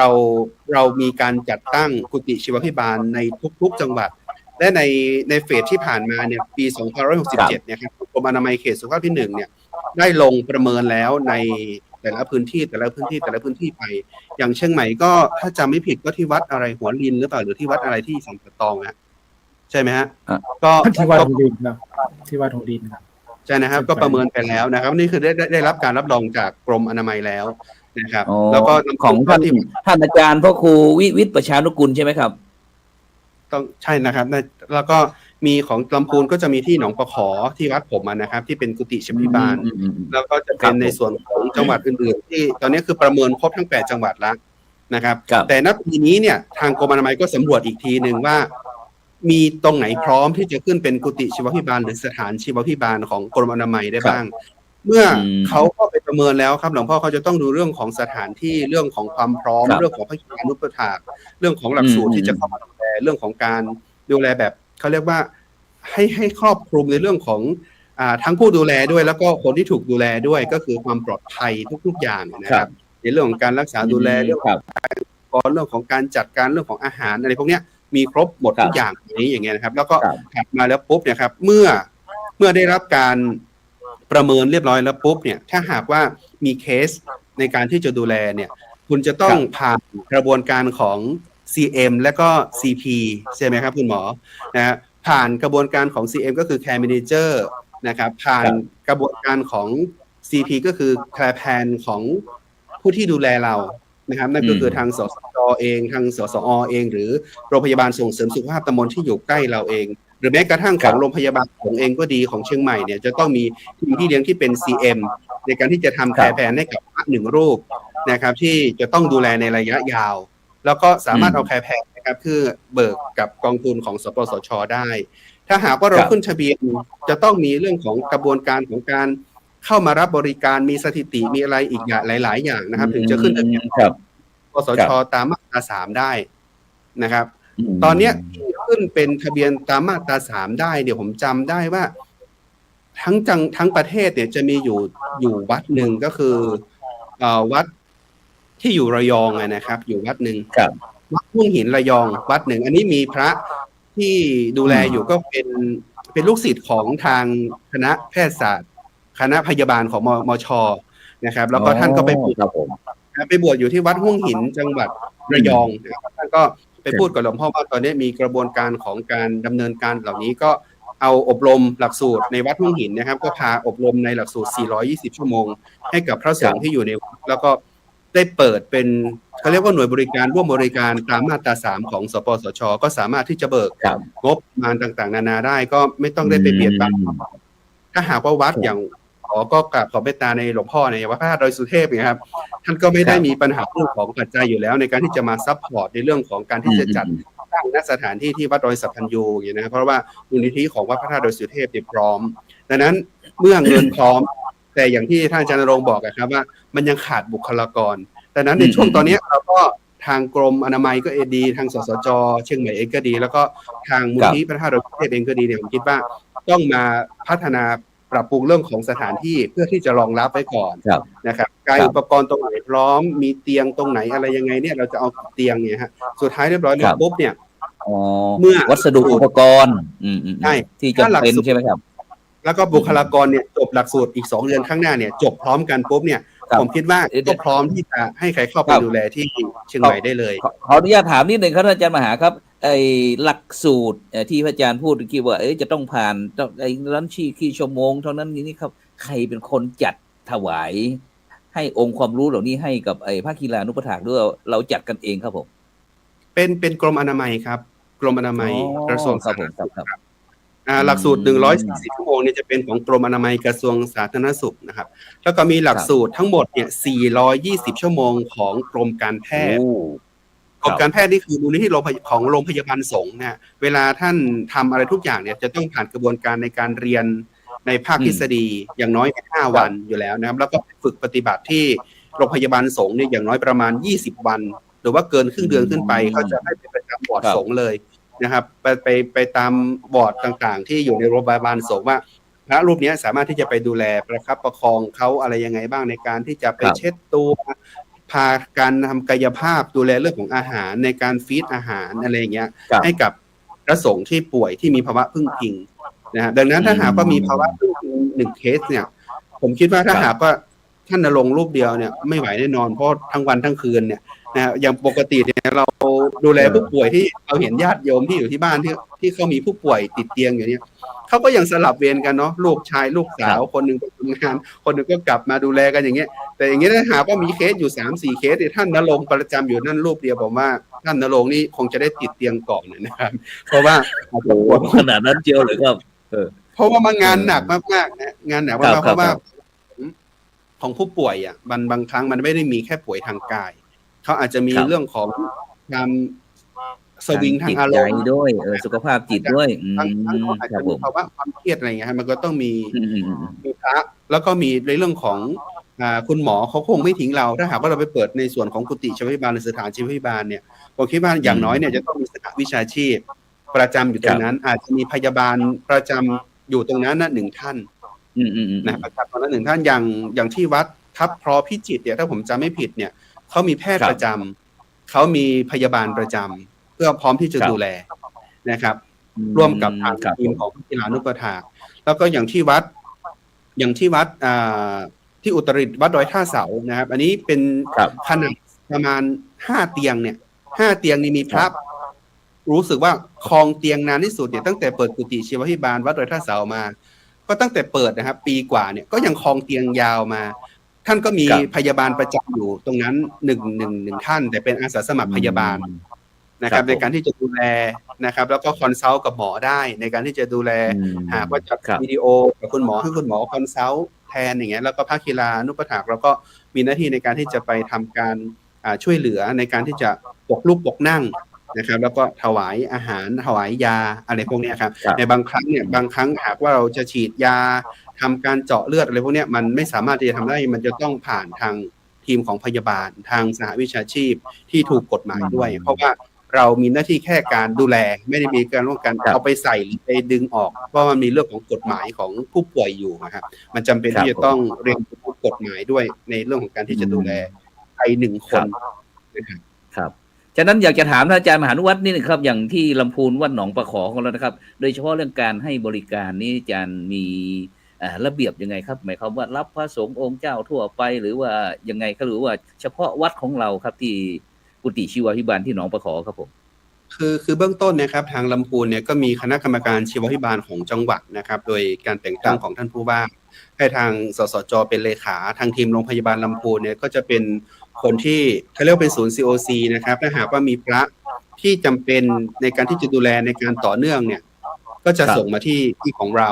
แต่ของเราเนี่ยจะมีระเบียบว่าเราจะดูแลใน1 เดือนใน1 เดือนนี้ก็คือว่าถ้าหากว่าท่านมีภาวะพึ่งพิงหรือมีค่านะครับ ADL เนี่ยมันต่ำกว่าที่จะต้องไม่สามารถที่จะดูแลตัวเองได้นะคือเราดูที่ต่ำกว่า3ก่อนเบื้องต้นนะถ้าหากว่ามากกว่า3ถ้าหากว่าท่านมีคนที่ช่วยดูแลอยู่ที่วัดเนี่ยเราก็จะให้คำแนะนำนะครับให้คำแนะนำหรือเอาไปในการดูแลให้กับภาคกีฬานุปถากที่อยู่ในอำเภอนั้นๆเนี่ยเข้าไปดูแล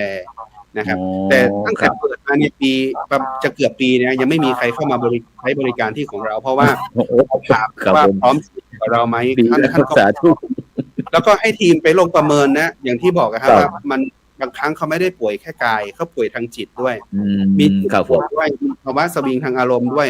เราไม่ได้มีความชำนาญในการจะดูขนาดนั้นถ้าหากว่าเขามาทำร้ายเรามาทำร้ายคนที่ดูแลพระเนรเราอย่างเงี้ยครับที่เข้าไปดูแลซึ่งก็ไม่ได้จบหลักสูตรอะไรมากมายขนาดนั้นเนี่ยหากว่ามันเกิดปัญหามาปุ๊บเนี่ยมันก็จะเป็นอันตรายต่อเราด้วยเป็นอันตรายต่อผู้ป่วยด้วยดังนั้นก็เราบอกว่าอย่างนี้เบื้องต้นนะครับที่วัดหนองปะขอเนี่ยผมเป็นศูนย์ในการรับเรื่องว่าในแต่ละอำเภอเนี่ยมีผู้ป่วยที่ไหนบ้างที่เป็นพระแล้วเราก็ใช้ในเรื่องของการประสานให้ทีมของภาคกีฬาเราลงไปในพื้นที่ตรงนั้นนะครับในการจัดการสิ่งแวดล้อมเรื่องของการแนะนำเรื่องของอาหารเรื่องของยาแล้วก็นำเอาอุปกรณ์เอาเครื่องมือเวชภัณฑ์ที่ไม่ใช่ยาอย่างเช่นผ้าอ้อมผู้ใหญ่นะครับทิชชู่เปียกแผ่นรองซับเนี่ยเราก็จะสลับกันไป2 เดือนครั้ง2 เดือนครั้ง2 เดือนครั้งเพื่อที่จะไปมอบแล้วก็ไปถามว่าท่านมีความเปลี่ยนแปลงอะไรไงบ้างแต่ลำพูนเนี่ยในปัจจุบันนะครับที่มีภาวะป่วยติดเตียงจริงๆเนี่ยมีเพียงแค่ไม่กี่รูปประมาณ3 รูปทั้งจังหวัดครับผมอันนี้มาก็ช่วยกันดูแลประคับประคองกันจนมรณภาพไปแล้วหลายๆรูปเงี้ยนะครับก็ครับผม ผ่านกระบวนการของการประสานงานกันมากกว่า และอย่างของเราเตรียมไว้ก็คือ ถ้าหากว่ามีเคสนะครับมีเคสจริงๆเราก็พร้อมที่จะรับนะครับพร้อมที่จะรับของสหวิชาชีพของที่ลำพูนตอนนี้เราพร้อมนะครับทุกอำเภอแล้วก็มีการที่ประสานงานกันนะครับไอ้แบ่งเบาภาระของเจ้าคณะพระสังฆาธิการในลำพูนบอกว่าพร้อมนะครับฉะนั้นเราไปที่คุณหมอพิยชัดก็แล้วกันที่เราไปที่ดอยไอ้หน่วยอบรมประชาชนประจำตำบลศูนย์หน่วยอบรมประชาชนประจำตำบลภาค7นั่นแหละที่พระเดชพระคุณหลวงพ่อบอกว่าได้ก่อสร้างทำตึกไว้ตั้ง20 ล้านนะท่านอาจารย์ณรงค์พูดบอกว่าเรื่องค่าใช้จ่ายมันไม่มีปัญหาหรอกตึกยังสร้างได้อย่างนี้นะครับก็ส่วนนี้ก็เบาใจไปที่นี้คุณหมอได้พร้อมทั้งทีมงานไปตรวจเยี่ยมประเมินเบื้องต้นเป็นอย่างไรบ้างคุณหมอเห็นตึกเห็นอะไรห้องอะไรต่างๆแล้วพอจะเป็นไปได้ไหมของไอ้กุฏิชีวาภิบาลหรือว่าสถานชีวาภิบาลที่อบต.ภาค7ก็กราบนมัสการนะคะก็ตะกี้ขออนุญาตนะคะขอชื่นชมพระมหานุวัตรมากเลยค่ะแบบมีความสึกหมดเหมือนมีจะเป็นเจ้าหน้าที่สาธารณสุขที่อยู่ทางฝ่ายพระสงฆ์แบบข้อมูลแบบแน่นมากแล้วก็พูดกับคือทุกอย่างเหมือนเป็นคนอยู่กรมอนามัยกรมการแพทย์ทุกอยู่กระทรวงสาธารณสุขเลยใช่ไหมใช่ค่ะเหมือนเป็นในแพทย์สาธารณสุขจังหวัดที่อยู่ทางวัดเลยค่ะก็ขอบคุณท่านที่ให้ข้อมูลแล้วทำให้โยมได้เรียนรู้ไปด้วยสิ่งที่โยมจะเพิ่มเติมจากพระอาจารย์มหาอนุวัตรนะคะก็เช่นเรื่องการกุฏิชีวาภิบาลซึ่งกุฏิชีวาภิบาลเนี่ยจากที่ข้อมูลที่โยมได้ศึกษาตะกี้นะคะว่าที่ท่านพระอาจารย์ณรงค์ได้คุยกับทางศูนย์อนามัยเมื่อวันก่อนก็คือจะถ้าประเมินแบบง่ายๆประมาณ10 ข้อก็จะสามารถขึ้นเป็นกุฏิชีวาภิบาลได้แต่ถ้าจะยกระดับเป็นสถานชีวาภิบาลเนี่ยที่จะขอขึ้นมาตรา3ของสปสชเนี่ยต้องประเมินให้ผ่าน3ด้านมันมีคือด้านมาตรฐานการบริหารจัดการขององค์กรซึ่งต้องมีการบริหารจัดการเหมือนท่านพระอาจารย์อนุวัตรว่ามันต้องมีการจัดการที่ชัดเจนด้วยนะคะแล้วก็มาตรฐานผู้ให้บริการต้องผ่านการอบรมเหมือนที่พระอาจารย์ว่าแล้วก็มีมาตรฐานการจัดบริการการดูแลผู้ป่วยก็คือบางเรื่องก็ไม่สามารถดำเนินการได้อย่างเช่นอย่างที่บอกว่าถ้าอาการหนักเกินไปต้องใช้เครื่องอะไรเป็นพิเศษทางกุฏิชีวาภิบาลไม่น่าจะดำเนินการได้นะคะแล้วก็เรื่องกรณีคนไข้ทางจิตเวช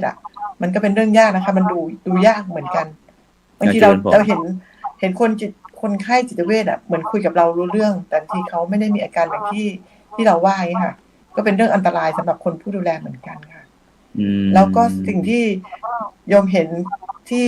วัดสัพพัญญูก็คือความพร้อมของสถานที่ห้องก็เป็นห้องที่กว้างโปร่งแล้วก็แต่มันจะต้องมีถ้าทำจริงมันต้องมีระบบการกำจัดขยะติดเชื้อมีอะไรอีกหลายระบบค่ะแล้วก็ระบบการบริหารจัดการแล้วก็เรื่องพระที่จะมาดูแลเหมือนกันเพราะว่าถ้าจะทำมันอาจจะต้องค่อยๆทำดูว่ารับมือไหวไหมแล้วค่อยขยับไปแล้วเรื่องการที่จะส่งพระที่อาพาธไปก็ต้องมีการระบบว่าดูแลเหมือนที่พระอาจารย์มหาอนุวัตรดูว่าแบบนี้จะส่งไปทางไหนแล้วทางนั้นรับมือได้ไหมอะไรเงี้ยค่ะก็ต้องดูต้องมีไครทีเรียต้องมีการจัดลำดับความสำคัญของพระที่อาพาธที่จะไปอยู่ที่ตรงนั้นด้วยเหมือนกันสมมุติว่าคุณหมอสมมุติว่าถ้าเราได้บอกว่าสถานที่พร้อมแล้วนะหมายความว่าทั้งห้องทั้งอะไรต่างๆพร้อมแต่ที่นี้มันเกี่ยวกับเรื่องอำนวยความสะดวกอุปกรณ์วัสดุอุปกรณ์อะไรต่างๆเนี่ยใครจะต้องเป็นคนจัดหาหรือว่าอย่างพระธาตุดอยสุเทพหรือว่าสาธารณสุขเราจะสนับสนุนจริงๆก็ส่วนที่จัดหาก็น่าจะเป็นทางวัดค่ะเพราะว่าเราจะไม่มีงบประมาณสนับสนุนตรงนั้นเพียงแต่ว่าลองตอนนั้นวันแรกที่ลองกลับมาคือสถานที่พร้อมลองมาประเมินคร่าวๆกับท่านพระอาจารย์ณรงค์แล้วมันยังไม่ผ่านเกณฑ์หลายๆข้ออย่างเงี้ยค่ะมันจะต้องมีรายละเอียดที่ต้องทำอีกก็เลยมาคุยกับผู้บริหารคือในแพทย์สาธารณสุขจังหวัดแล้วก็แจ้งทางพื้นที่ด้วยว่าเราจะทำยังไงที่จะสนับสนุนให้เกิดตรงเรื่องกุฏิชีวาภิบาลในพื้นที่ของดอยสัพพัญญูได้เงี้ยค่ะก็จะต้องมีการประชุมเป็นระยะเหมือนกันค่ะว่าคุยกับผู้บริหารแล้วว่าเราจะต้องมาคุยกับทาง พื้นที่ก็คือโรงพยาบาลแม่วางสำนักงานสาธารณสุขอำเภอแม่วางแล้วก็องค์กรปกครองส่วนท้องถิ่นตรงนั้นแล้วก็โรงพยาบาลส่งเสริมสุขภาพตำบลที่อยู่ในพื้นที่ที่ใช่ที่จะดูแลตรงนั้นอีกค่ะมันจะต้องมีระบบของกระทรวงสาธารณสุขที่จะช่วยสนับสนุนในการดำเนินงานแต่ว่างบประมาณในส่วนที่ทำน่ะก็คงจะต้องเป็นของทางวัดแต่ส่วนที่เป็นเรื่องความรู้เรื่องอะไรที่มันเกี่ยวข้องที่เราสามารถช่วยเหลือเราก็จะทำเนี้ยค่ะค่ะอาจจะเดินแล้วคณะทำงานก็จะต้องมีทางสาธารณสุขไปเกี่ยวข้องเพื่อจะได้ช่วยการดำเนินงานก็หลังจากตรงที่ประชุมตรงนั้นไปโยมก็คุยกับทางพื้นที่แล้วคุยกับผู้บริหารว่าเดี๋ยวเราจะมาจัดประชุมว่าเราจะทำยังไงที่ให้มันเกิดขึ้นก็คือก็จะต้องให้มันสามารถดำเนินการได้แล้วก็สามารถดูแลได้จริงเนี้ยค่ะเพราะว่าเราก็รู้สึกว่าเป็นสิ่งที่ทางพระต้องการให้เกิดขึ้นเพื่อมีพระกีฬาแล้วมันน่าจะมีการดูแลจริงนี้ค่ะ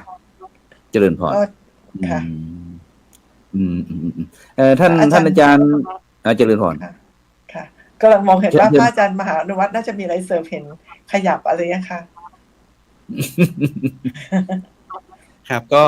อย่างเช่นเรื่องของกายอุปกรณ์หรือว่าเตียงนะครับพูดง่ายๆที่เรายังขาดอาจจะเป็นเรื่องของเตียงเรื่องของวัสดุอะไรเล็กๆน้อยๆเนี่ยผมก็มองว่าถ้าหากว่าเราจะทำจริงๆครับมันไม่จำเป็นจะต้องถึง10 ห้อง20 ห้องอะไรหรอกนะสัก2-3 ห้องก่อนแล้วก็ห้องหนึ่งก็ประมาณสัก2 เตียงเงี้ยครับก็อาจจะขอสนับสนุนเตียงเก่าอยู่ตัวนี้ที่ผมเข้าใจอย่างโรงพยาบาลเอกชนในเชียงใหม่หลายโรงพยาบาลเนี่ยเขาจะมีเตียงที่เขาเรียกว่ามันเริ่มเก่านะครับเขาก็มีการเปลี่ยนเตียงมือ2เนาะใช่ครับเพราะก็อย่างโรงพยาบาลเอกชนเนี่ยก็ประมาณ 3-4 ปีเขาก็เปลี่ยนอยู่แล้วอย่างโรงพยาบาลมหาราชนครเชียงใหม่เนี่ยก็โรงพยาบาลสงฆ์เนี่ยก็น่าจะมีการเปลี่ยนเตียงเนี้ยหากว่าเราทำโคกันอยู่แล้วเรื่องของการจะประสานผ่านทางโรงพยาบาลสงฆ์โรงพยาบาลแม่วางเองก็ดีเนี่ยผมคิดว่าน่าจะมีกลุ่มที่เป็นกลุ่มเตียงเก่าพวกเนี้ยเราสามารถที่ศูนย์สถานชีวพิบาลหรือกุฏิชีวพิบาลของวัดดอยสัพพัญญูได้อย่างเงี้ยครับแล้วก็อาจจะไปเสริมเรื่องของทางลาดเรื่องของห้องน้ำอะไรเพิ่มเติมเข้ามาเราจับนะครับแล้วก็ผมคิดว่าถ้าหากว่าคิดจะทำเนี่ยหลวงพ่อเขาไม่เกี่ยงเรื่องของปัจจัยที่จะไปสนับสนุนเรื่องของการพัฒนาเรื่องของสถานที่อยู่แล้วเนี่ยดังนั้นก็ที่ถัดมาเนี่ยครับคือเรื่องของการจัดระบบอย่างที่คุณหมอพูดไปเมื่อกี้ครับว่าคุณจะต้องไปเริ่มต้นจากตั้งแต่ในพื้นที่ใกล้ของที่สุดก็คือรพสตที่อยู่ตรงนั้นคือน่าจะเป็นดอนเปานะใช่ไหมครับตอนรพสตดอนเปาใช่ครับดอนเปาตำบลดอนเปาใช่แต่พอดีรพสตตรงนั้นถ่ายโอนไปอบจแล้วค่ะพอดีไม่ได้อยู่ขึ้นกับกระทรวงสาธารณสุขตอนนี้เราก็เลยต้องมีการประสานที่เกี่ยวข้องก็จริงนะถึงเขาจะถ่ายโอนเราก็จะประสานเหมือนกันเนี่ยค่ะ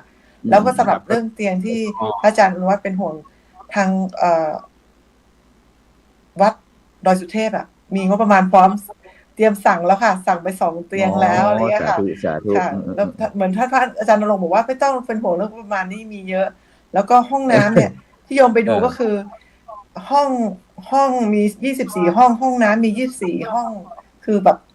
แล้วก็ห้องแต่ละห้องนี่ใหญ่พอแบบอยู่ได้2-3 เตียงจริงๆค่ะแล้วก็คือพื้นที่นี่พร้อมจริงแต่เพียงแต่ว่าถ้าทำจริงเราก็ต้องมาปรับนิดหน่อยอะไรเงี้ยแล้วทางราชพระอาจารย์เจ้าวาดวัดดอยสุเทพก็ปูเรียบร้อยตั้งแต่วันที่ท่านตัดสินใจก็ทางนั้นก็ทำถนนไว้รอเรียบร้อยค่ะแต่เพียงแต่ว่าเรื่องสถานที่นี่คิดว่าไม่น่าจะมีปัญหาไม่ว่าจะ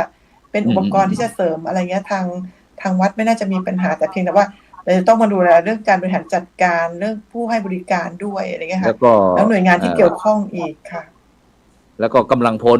ท่านอาจารย์มครูเทนในฐานะที่เป็นประธานพระกีฬานุปถากเห็นท่านอาจารย์ณรงค์บอกว่าประกาศรับสมัคร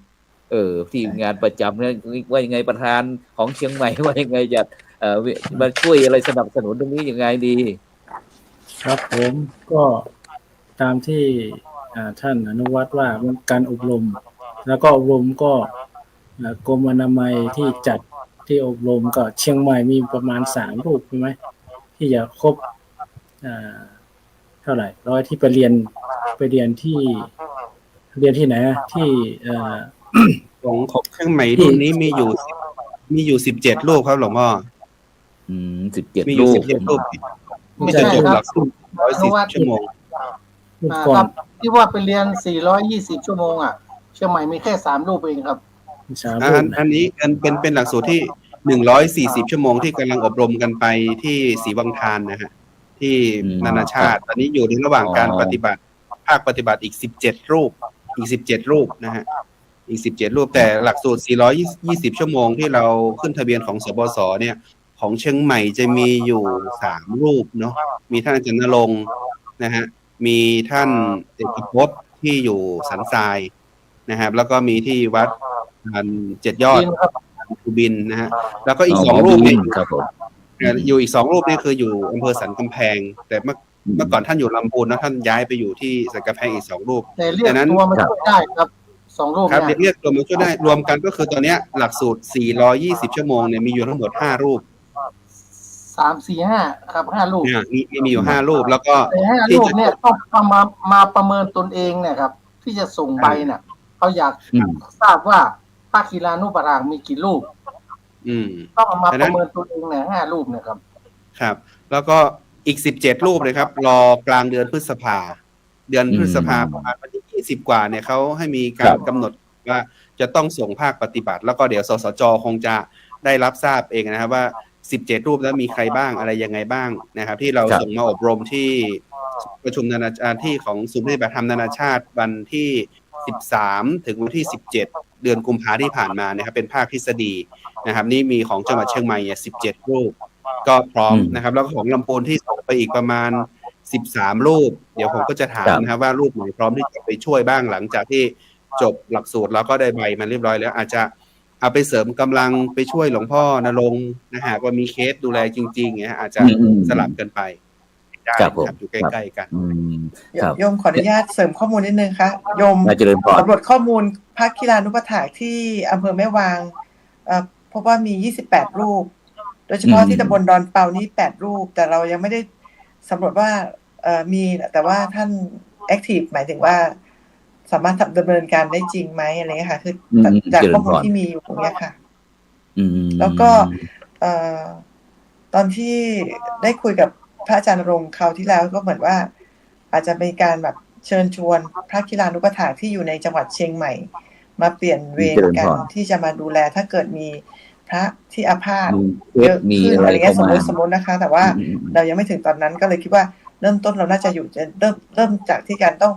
ประเมินตนเองแล้วก็ให้ทางศูนย์อนามัยมาประเมินก่อนแล้วก็ช่วงระหว่างทางเนี่ยจะต้องมีการวางแผนการบริหารจัดการว่าจะทำยังไงอะไรเงี้ยค่ะรายละเอียดตรงนั้นอาจจะต้องแบบขยับไปเรื่อยๆก็ยังคิดว่าพอฟังพระอาจารย์มหาอนุวัฒน์คิดว่าเป็นช่องทางหนึ่งที่โยมอาจจะได้ต้องปรึกษาว่าทำยังไงให้มันขยับไปได้เพราะครั้งแรกสุดเนี่ยเราคิดว่าการมีพระกีฬานุปถากก็คือไว้สำหรับดูแลพระสงฆ์ที่อาพาธเฉพาะในวัดซึ่งวัดไหนมีพระอาพาธก็มีพระกีฬานุปถากดูแลตรงนั้นไปเลยเงี้ยแต่แบบนี้ก็จะคล้ายๆแบบกลายเป็นแบบเหมือนว่าเป็นจุดรวมที่จะดูแลพระอาจารย์วิสิตยังบอกว่าเป็นอาจจะเป็นที่ถ้าเกิดใช่ไหมถ้าว่าดำเนินการได้ดีอาจจะเป็นที่สำหรับพระกีฬานุปถากไปฝึกปฏิบัติภาคปฏิบัติหลังจากอบรมทฤษฎีไปอย่างเงี้ยค่ะสงภาค 7เลยใช่ไหมคะอ๋อฉะนั้นก็หมายความว่าอะไรเรามีเป้าหมายอยู่ว่าไม่ใช่เฉพาะแต่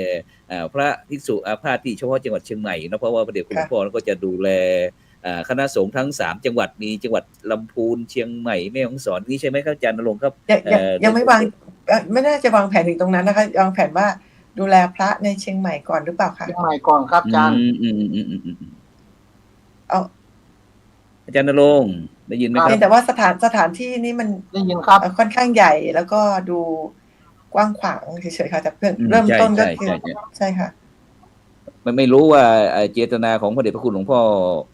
พระธรรมเสนาบดีท่านอาจจะได้คุยกับทีมงานก็ได้เนาะค่ะอาจารย์ณรงค์ว่าไงครับพระเดชพระคุณหลวงพ่อได้ตั้งเป้าหมายไว้ว่าเราจะต้องดูแลใครหรือว่าจะเป็นทั่วภาคเหนืออะไรต่างๆนี่ตอนนี้ทีมงานเราคิดไปถึงไหนแล้วครับผมอาจารย์ครับได้ยินไหมครับอาจารย์ได้ยินไหมครับได้ยินครับผมชัดเจนครับครับ คือเดี๋ยวผมจะเล่าแบบตั้งแต่ต้นมาเลยนะเล่าใช้เวลาสักนาทีหนึ่ง ต้นมาเลยว่าที่จะผมไปพูดกับหลวงพ่อว่าไงนั่นน่ะครับนิมนต์ครับเราก็เป็นที่ทราบกันดีอยู่เลยว่าประเทศไทยของเราเนี่ยมันเข้าสู่วัยผู้สูงอายุตั้งแต่พศ2566-67นะครับครับมันจะเข้าสู่วัยผู้สูงอายุแบบเต็มรูปแบบเลยครับเราก็รู้ดีอยู่ว่าคนเราเนี่ยอายุตั้ง50-60 ปีขึ้นไปเนี่ย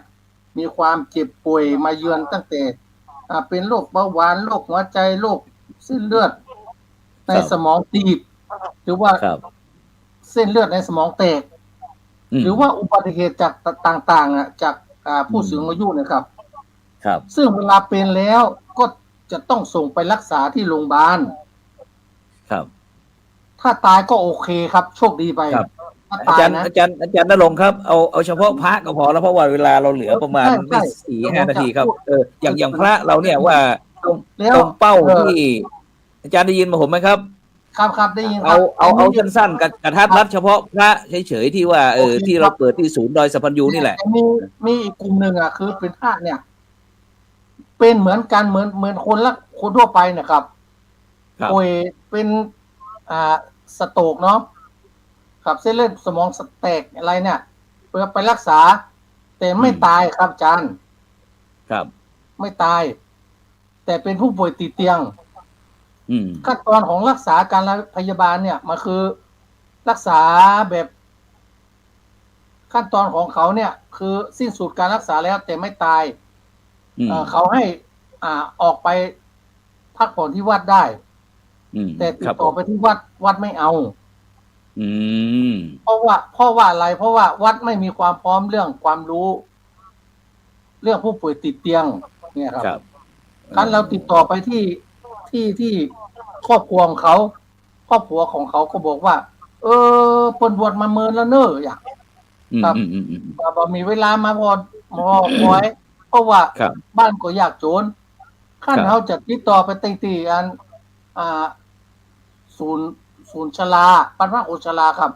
แต่เปิ้นห้ามนะครับบ้านพระโคชลาเขารับแต่ว่า